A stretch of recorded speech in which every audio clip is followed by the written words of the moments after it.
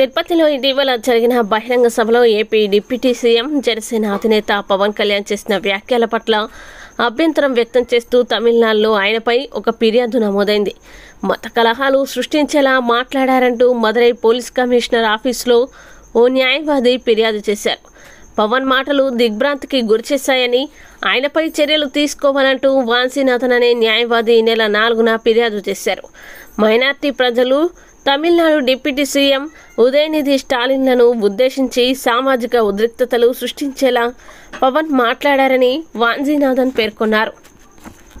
కాగా సనాతన ధర్మంపై ఉదయనిధి స్టాలిన్ గతంలో చేసిన వ్యాఖ్యలపై తిరుపతిలో సభలో పవన్ కళ్యాణ్ పరోక్ష విమర్శలు గుప్పించారు. న్యాయవాది తన ఫిర్యాదులో ఈ విషయాన్ని ప్రస్తావించారు. ముస్లిం, క్రైస్తవులతో పాటు ఇతర మైనార్టీలను రెచ్చగొట్టేలాగా విద్వేషాలు సృష్టించేలా పవన్ మాట్లాడారని పేర్కొన్నారు. ఆంధ్రప్రదేశ్, తమిళనాడు ప్రజల మధ్య పగ, విద్వేషాలు రెచ్చగొట్టేలా మాట్లాడారంటూ వాంశీనాథన్ అభ్యంతరం వ్యక్తం చేశారు.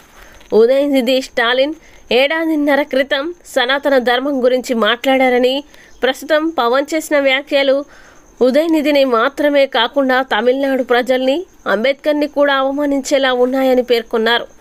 ఇందుకు సంబంధించి వెలువడిన వార్తా కథనాలు ప్రాతిపదికగా తగిన చర్యలు చేపట్టాలని కోరారు. ప్రజలంతా మత సామరస్యంతో జీవించాలనేది రాజ్యాంగ ఉద్దేశమని, కానీ దీనికి విరుద్ధంగా పవన్ మాట్లాడారని అన్నారు. యేసుక్రీస్తు, అల్లా గురించి తప్పుగా మాట్లాడితే దేశాన్ని తగలబెడుతున్నారని, అలా హిందువులు ఎందుకు చేయకూడదని పవన్ మాట్లాడారని ఫిర్యాదులో ప్రస్తావించారు. ఇక తిరుమల లడ్డూ వ్యవహారంలో ముస్లిం, క్రైస్తవులకి సంబంధం లేదని న్యాయవాది వాంశీనాథన్ అన్నారు.